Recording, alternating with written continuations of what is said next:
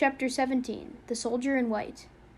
Yossarian ran right into the hospital, determined to remain there forever rather than fly one more mission than the 32 missions he had. 10 days after he changed his mind and came out, the colonel raised the missions to 45, and Yossarian ran right back in, determined to remain in the hospital forever rather than fly one more mission than the 6 more he had just flown. Yossarian could run into the hospital whenever he wanted to because of his liver and because of his eyes. The doctors couldn't fix his liver condition and couldn't meet his eyes each time he told them he had a liver condition. He could enjoy himself in the hospital just as long as there was no one really sick in the same ward. His system was sturdy enough to survive a case of someone else's malaria or influenza with scarcely any discomfort at all. He could come through other people's tonsillectomies without suffering any postoperative distress, and even endure their hernias and hemorrhoids with only mild nausea and revulsion. But that was just about as much as he could go without getting sick. After that, he was ready to bolt. He could relax in the hospital since no one there expected him to do anything. All he was expected to do in the hospital was die or get better, and since he was perfectly all right to begin with, getting better was easy. Being in the hospital was better than being over Bologna or fighting over Avignon, with Huppel and Dobbs at the controls and Snowden dying him back.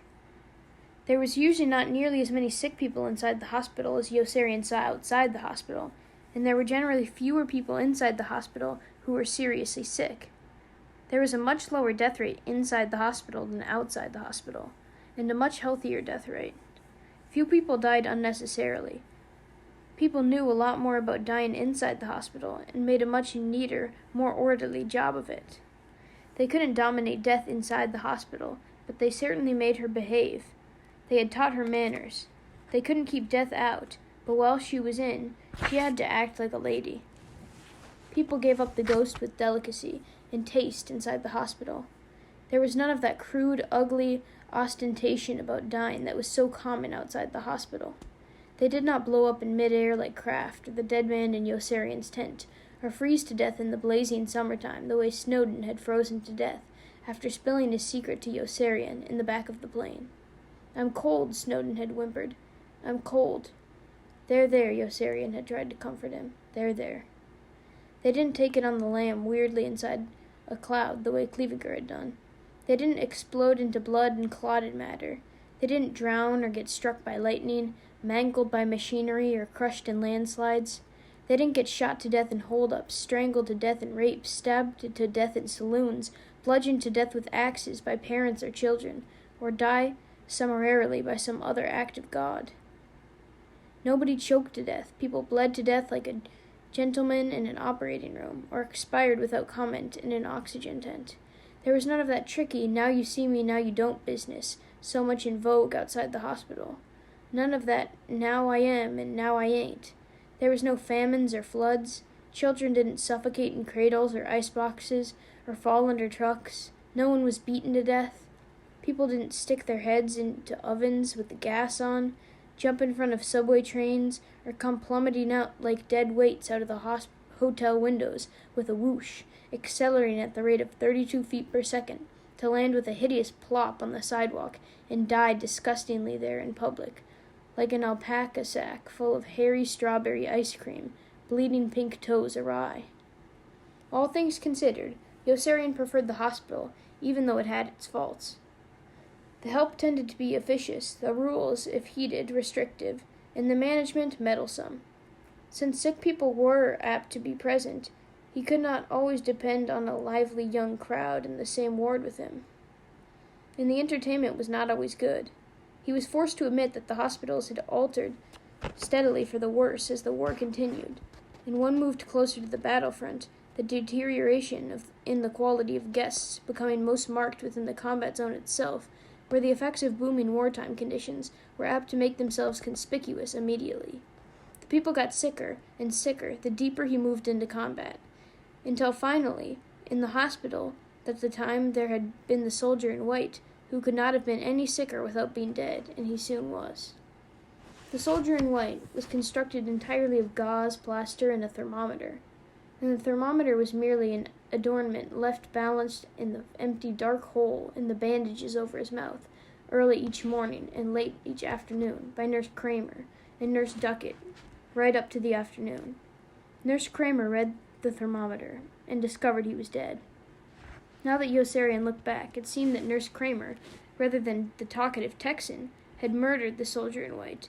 If she had not read the thermometer and reported what she had found, the soldier in white might still be lying there alive, exactly as he had been lying there all along, encased from head to toe in plaster and gauze, with both strange, rigid legs elevated from the hips and both strange arms strung perpendicularly, all four bulky limbs in casts, all four strange, useless limbs hoisted up in the air by taut wire cables, and fantastically long lead weights suspended darkly above him.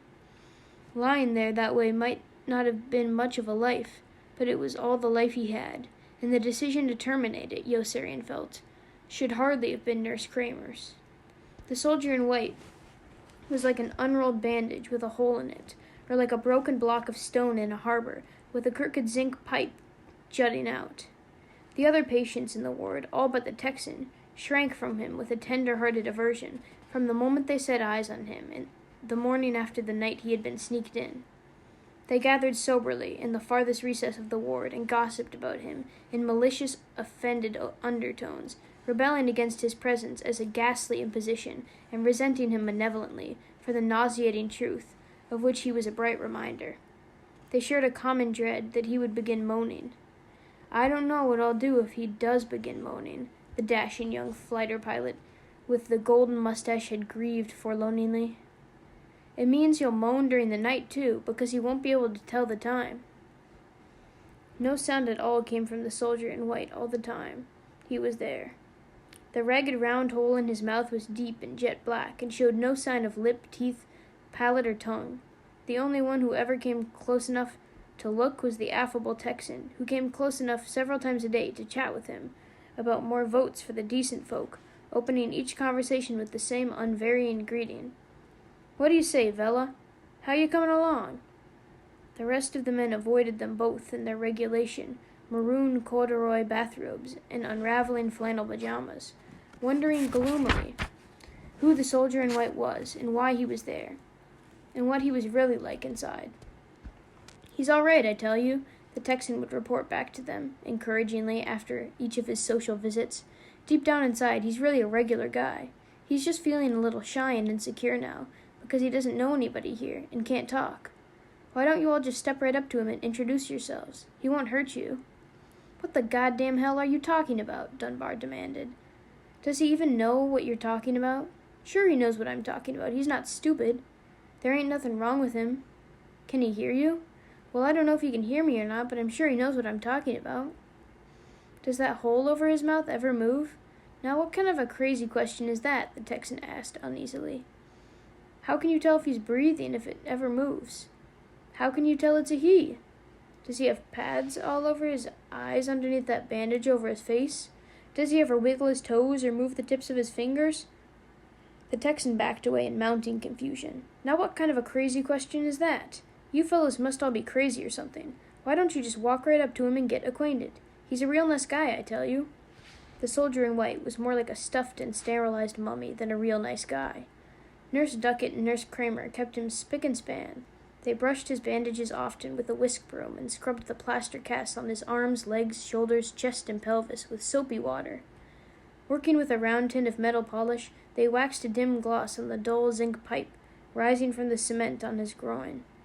With damp dish towels, they wiped the dust several times a day, from slim, black rubber tubes leading in and out of him to the two large stoppered jars, one of them hanging on a post beside his bed, dripping fluid into his arm constantly through a slit in the bandages, while the other, almost out of sight on the floor, drained the fluid away through the zinc pipe rising from his groin. Both young nurses polished the glass jars unceasingly. They were proud of their housework. The more solicitous of the two was Nurse Kramer, a shapely, pretty, sexless girl with a wholesome, unattractive face. Nurse Kramer had a cute nose and a radiant, blooming complexion dotted with the fetching sprays of adorable freckles that Yossarian detested. She was touched very deeply by the soldier in white. Her virtuous pale blue saucer-like eyes flooded with leviathan tears on expected occasions, and made Yossarian mad. "How the hell do you even know he's in there?" he asked her. "How dare you talk to me that way?" she replied indignantly. "Well, how do you? You don't even know it's really him." "Who? Whoever's supposed to be in all those bandages. You might really be weeping for somebody else. How do you know he's even alive?" "What a terrible thing to say," Nurse Kramer explained. "Now you get right into bed and stop making jokes about him." "I'm not making jokes. Anybody might be in there. For all we know, it might even be Mud." "What are you talking about?" Nurse Kramer pleaded with him in a quavering voice. "Maybe that's where the dead man is." "What dead man?" "I've got a dead man in my tent that nobody can throw out. His name is Mud." Nurse Kramer's face blanched, and she turned to Dunbar's desperately for aid. "Make him stop saying things like that," she begged. "Maybe there's no one inside," Dunbar suggested helpfully. "Maybe they just sent the bandages here for a joke." She stepped away from Dunbar in alarm. "You're crazy," she cried, glancing about imploringly. "You're both crazy." Nurse Duckett showed up and then chased them all back to their own beds, while Nurse Kramer changed the stoppered jars for the soldier in white. Changing the jars for the soldier in white was no trouble at all, since the same clear fluid was dripped back inside him over and over again, with no apparent loss. When the jar feeding the inside of his elbow was just about empty, the jar on the floor was just about full, and the two were simply uncoupled from their respective hoses and reversed quickly so the liquid could be dripped right back into him.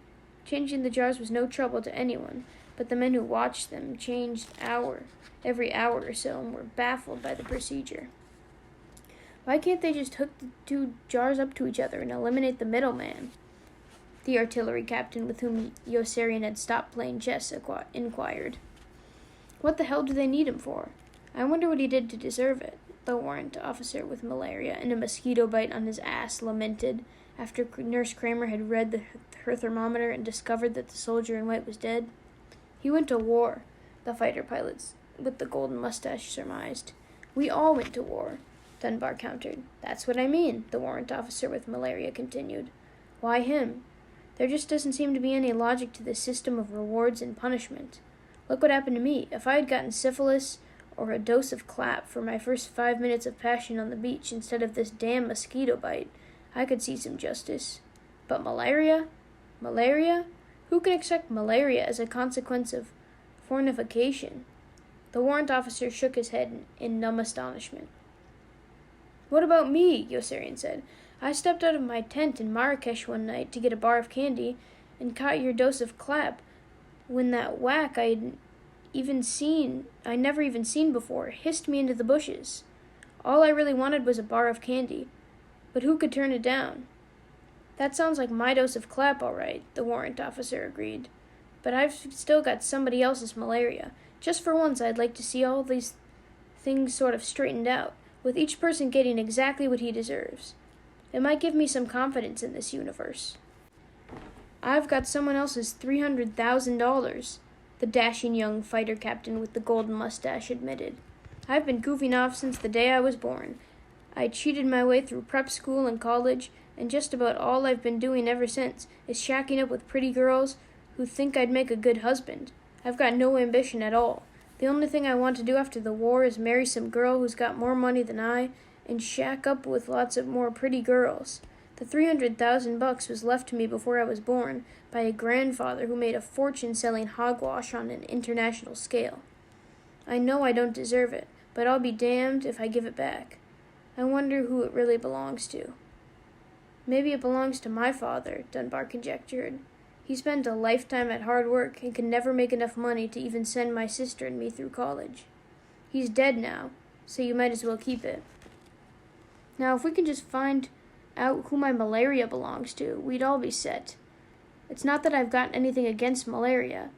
I'd just as soon gold brick with malaria as with anything else. It's only that I feel an injustice has been committed. Why should I have someone else's malaria, and you have my dose of clap?" "I've got more than your dose of clap," Yossarian told him. "I've got to keep flying combat missions because of that dose of yours until they kill me." "That makes it even worse. What's the justice in that?" "I had a friend named Clevenger 2.5 weeks ago who used to see plenty of justice in it."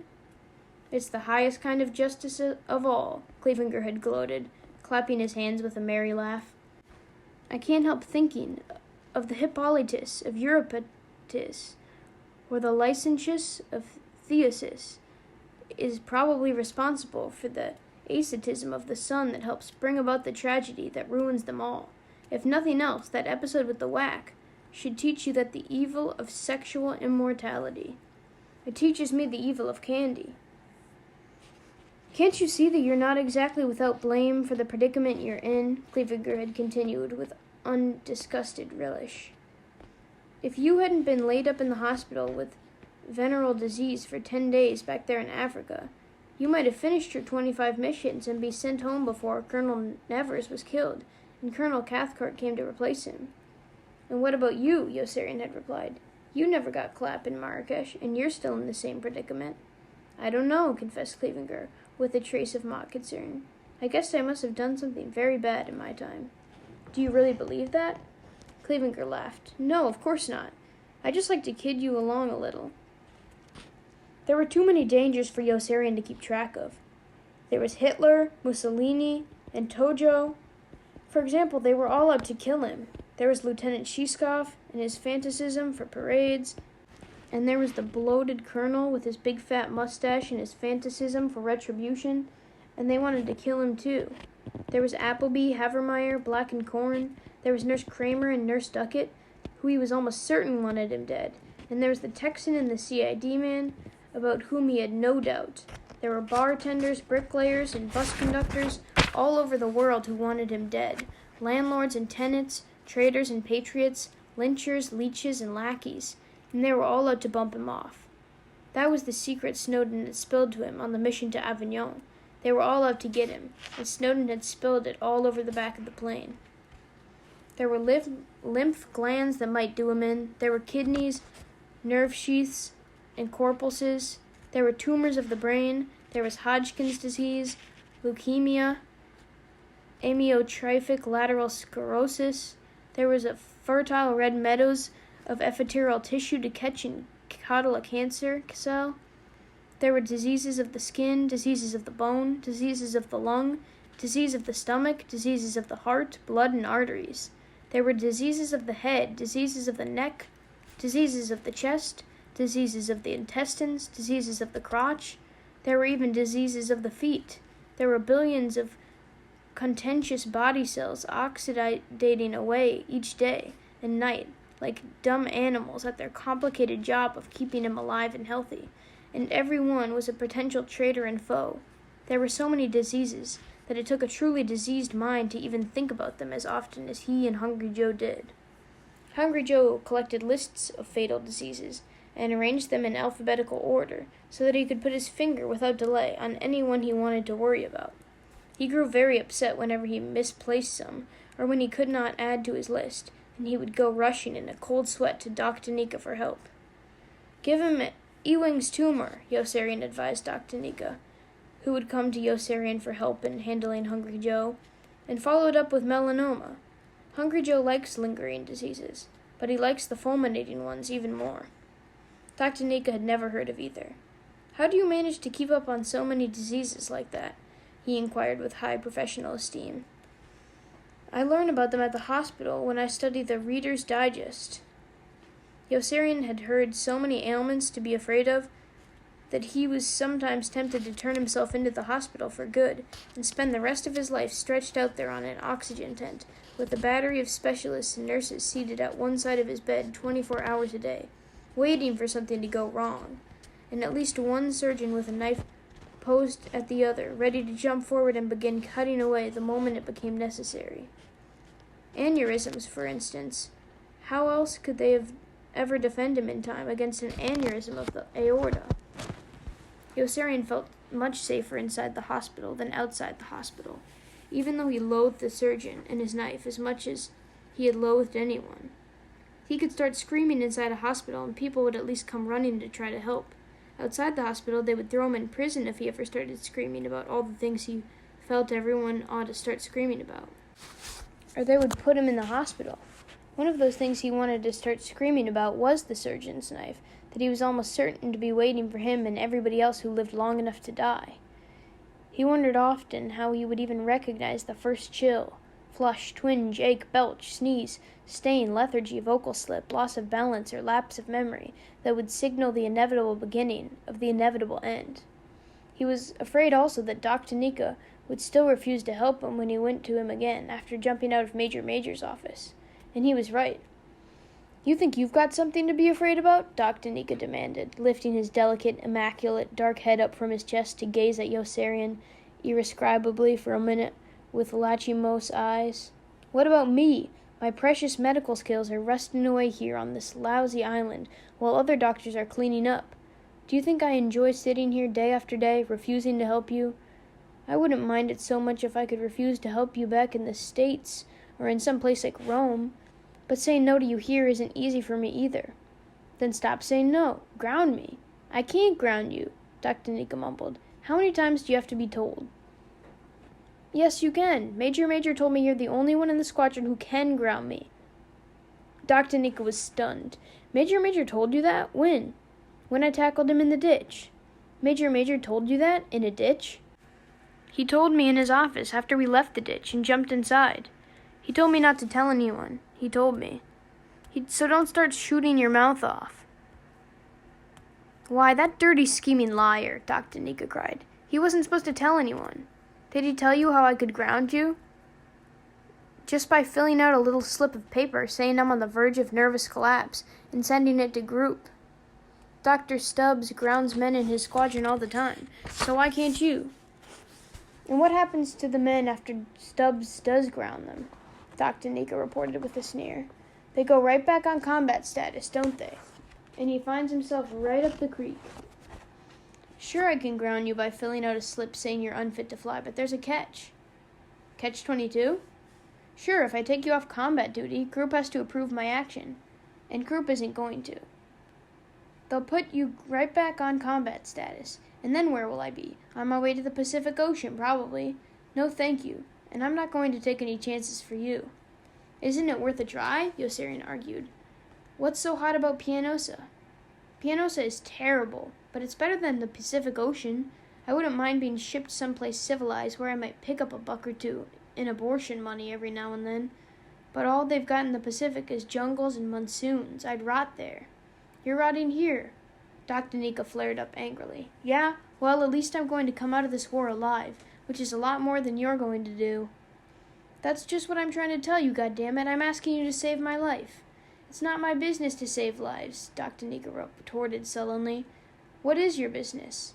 "I don't know what my business is. All they ever told me was to uphold the ethics of my position and never give testimony against another physician. Listen, you think you're the only one whose life is in danger? What about me? Those two quacks I've got working for me in the medical tent still can't find out what's wrong with me." "Maybe it's Ewing's tumor," Yossarian muttered sarcastically. "Do you really think so?" Dr. Nika exclaimed with fright. "Oh, I don't know," Yossarian answered impatiently. "I just know I'm not going to fly any more missions. They really wouldn't shoot me, would they? I've got 51. "Why don't you at least finish the 55 before you take a stand?" Dr. Nika advised. "With all your bitching, you've never finished a tour of duty even once." "How the hell can I? The colonel keeps raising them every time I get close." "You'll never finish your missions because you keep running into the hospital or going off to Rome. You'd be in a much stronger position if you had your 55 finished and then refused to fly. Then I'd see what I could do." "Do you promise?" "I promise." "What do you promise?" "I promise that maybe I'll think about doing something to help if you finish your 55 missions and you can get McWatt to put my name on the flight log again so that I can draw my flight pay without going up in a plane. I'm afraid of airplanes. Did you read about that airplane crash in Idaho 3 weeks ago? 6 people killed. It was terrible. I don't know why they want to put me in 4 hours flight time every month in order to get my flight pay. I don't have enough to worry about without worrying about being killed in an airplane crash, too." "I worry about airplane crashes also," Yossarian told him. "You're not the only one." "Yeah, but I'm also pretty worried about Ewing's tumor," Dr. Nika boasted. "Do you think that's why my nose is all stuffed all the time and why I always feel so chilly? Take my pulse." Yossarian also worried about Ewing's tumor and melanoma. Catastrophes were lurking everywhere, too numerous to count. When he contemplated the many diseases and potential accidents, threatening him, he was positively astounded that he had managed to survive in good health for as long as he had. It was miraculous. Each day he faced was another dangerous mission against mortality, and he had been surviving them for 28 years.